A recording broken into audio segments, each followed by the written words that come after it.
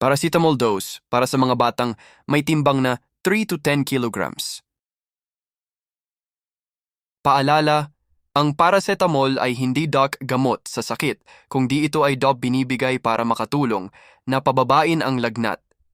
Ibigay lang ito tuwing may lagnat ang bata at sa minimum interval na 4 hours.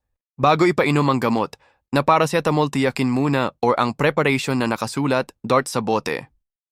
3 ang preparation ng paracetamol liquid, paracetamol 100 mg per ml drops, paracetamol 120 mg per 5 ml syrup, paracetamol 250 mg per 5 ml syrup.